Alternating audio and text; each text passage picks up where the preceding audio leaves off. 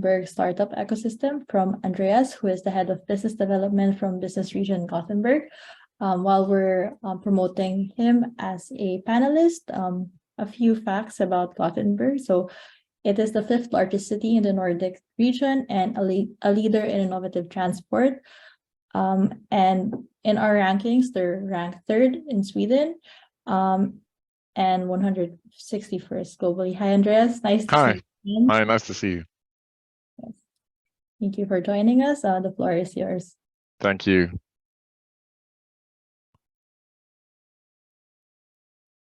Okay, so hi everyone, and welcome to Gothenburg, Sweden. I want to give you a short presentation about the startup ecosystem here in Gothenburg.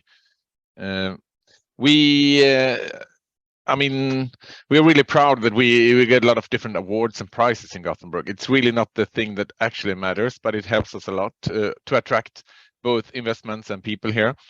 And we keep on posting them because we are, of course, proud of them. Here's just a sum up of what's happened during the last years. Among others, we have been named that we have Europe's coolest neighborhood. It fits very good to our strategy, where we think it's really important to attract people, and if we attract the most or the right people, then we're going to get the investments and the companies coming short afterwards. We also think it's very important with the work-life balance situation, so we are really proud that we get the most livable city in the world for European expats, number 3 on that one. And just recently, the last days, we got the award to be the #1 choice of for expats coming to Sweden. It's Gothenburg outranks most of the other cities. The Gothenburg is today roughly 1.2 million inhabitants. We have a huge undertaking underway to rebuild the entire central part of the city. And between 2016 and 2035, we actually investing 100 billion euros in developments of housings, hotels, tunnels, train lines, and everything. By 2035, we anticipate that we have 1.75 million inhabitants in the city. We have seen tremendous development since the financial crisis, actually. We have more than 100,000 more people are employed in Gothenburg today than back in 29. And the average growth of the region's GDP during this period is more than 5% annually. The Gothenburg region today consists of 12 different municipalities surrounding Gothenburg, and Gothenburg, so in total 13.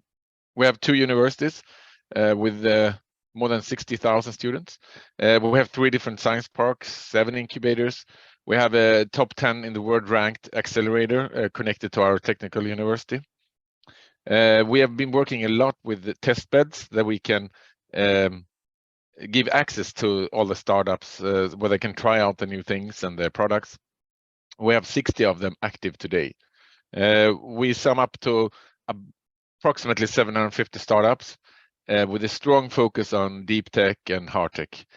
And it's also a great help to us that we have major global innovators surrounding them based here in Gothenburg. And within automotive, there's a really stronghold next to life science. We have 5 different OEMs right now, which is, of course, extremely important to drive innovation within the startups. And this has resulted in really high interest of investing in the region. And right now we're working very hard to realize a new battery factory.